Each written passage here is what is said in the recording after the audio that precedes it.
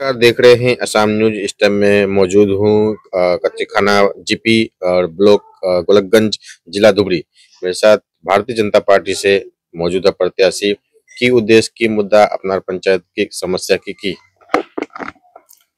नमस्कार, मैं श्री भवानी प्रसाद राय काछखाना 115 নম্বর কাছখানা গাঁও পঞ্চায়েতৰ পৰা ভাৰতীয় জনতা পাৰ্টি মনোনীত প্ৰাৰ্থী আঞ্চলিক পঞ্চায়ত সদস্যৰ কাৰণে ভাৰতীয় জনতা পাৰ্টি মোক নিৰ্বাচন কৰিছে, মানে কেণ্ডিডেট সিলেকশন কৰিছে।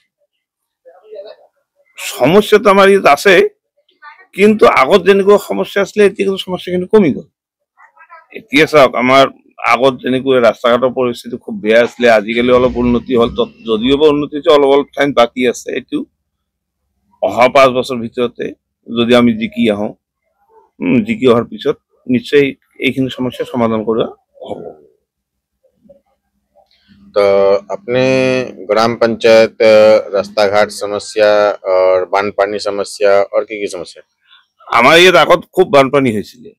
বিগত আজি 2000 যেতিয়া আমাৰ প্ৰথম 2016 যেতিয়া আমাৰ বিধায়ক অশ্বিনী ৰায় চৰকাৰ আহিলে, তেতিয়া বানপানী আছিলে। কিন্তু তাৰ পিছৰ পৰা আজি নদীৰ বান চান ৰাস্তা ঘাট ভাল হোৱাৰ কাৰণে আজিকালি আমাৰ ইয়াত বানপানী নাই, বানপানী শেষ হৈ গ'ল।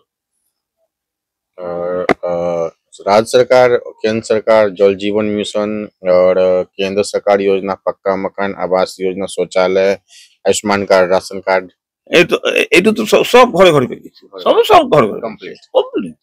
আমার সবতকৈ এটা দুখৰ বিষয় যে আমাৰ কাছখানা গাঁৱত, স্পেচিয়েলি কাছখানা গাঁৱত বিগত চনত যিটো এটা ইনষ্টিটিউশ্যন দিলে, আজি আমাৰ যোৱা বিধায়ক সভাত আমাৰ বিধায়কজন নাহিলে। আমাৰ কাছখানা গাঁৱত এখন মহিলা কৰ্মশালা মহাবিদ্যালয় মোৰ ঘৰৰ ওচৰতে, মোৰ ঘৰৰ সন্মুখতে হৈ আছে। আপোনালোকে চাই আছে, আপোনালোকে চাব পাৰে।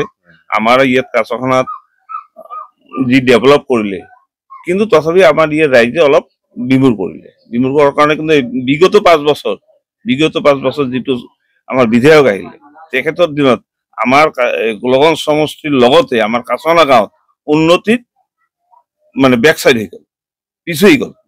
আকৌ আমি 5 বছর পিছু হৈ গ'ল। और शिक्षा दीक्षा, चिकित्सालय, स्कूल व्यवस्था सब আমাৰ ইয়াত সবই আছে। আমাৰ ইয়াত হায়াৰ সেকেন্ডাৰী স্কুল আছে, আমাৰ ইয়াত আপোনাৰ হেৰি আছে, আপোনাৰ পিএসসি নাই, ষ্টেট ডিসপেন্সাৰি আছে, ডক্টৰ নাৰ্ছ থাকে ইয়াত। আমাৰ ইয়াত ষ্টেট বেংক আছে, জল জীৱন মিছনৰ স্কিম আছে, এমভি স্কুল আছে। শিক্ষাৰ কাৰণে আমাৰ ইয়াত কোনো অসুবিধা নাই। এতিয়া আকৌ নতুনকৈ আমাৰ হেৰি মানে কনকলতা মহিলা মহাবিদ্যালয় হৈ আছে, যেটো অতি সোনকালে উদ্বোধন হ'ব, অতি সোনকালে।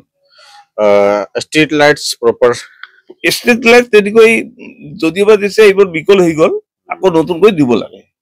স্ট্রিট লাইট যিবিলাক দিলে সবখিনি বিকল হৈ গ'ল, এটা লাইটো নজ্বলে। কিন্তু এইটো সঁচা কথা, যিখিনি দিছে স্ট্রিট লাইট বিলাক নাই, কাম নাই। तो 7 तारीख को इलेक्शन है, जनता से क्या अपील है? সব ৰাইজে যদি উন্নতি বিচাৰে, তেনেহ'লে নিশ্চয় মই কৰজোৰে ৰাইজক অনুৰোধ কৰিছো যে মই ভাৰতীয় জনতা পাৰ্টিৰ মনোনীত প্ৰাৰ্থী, ৰাইজে মোক বিপুল সঁহাৰি দিব, সঁহাৰি দি বিজয়ী কৰাব। বিজয়ী কৰিলে নিশ্চয় ৰাইজৰ উন্নতি হ'ব, আমাৰ গাঁৱৰ উন্নতি হ'ব। গাঁৱৰ উন্নতি মানে ৰাইজৰ উন্নতি। ব্যক্তিগত স্বাৰ্থতকৈ বৃহৎ স্বাৰ্থটোৱে আগত চিন্তা কৰিব লাগিব। এইটোৱে আৰু गाँव उन्नति হবে, रास्ता घाट उन्नति হবে, बिजली, पानी, चिकित्सा, स्कूल सभी चीज उन्नति হবে। जिला धुबरी से रंजन जायसवाल की रिपोर्ट।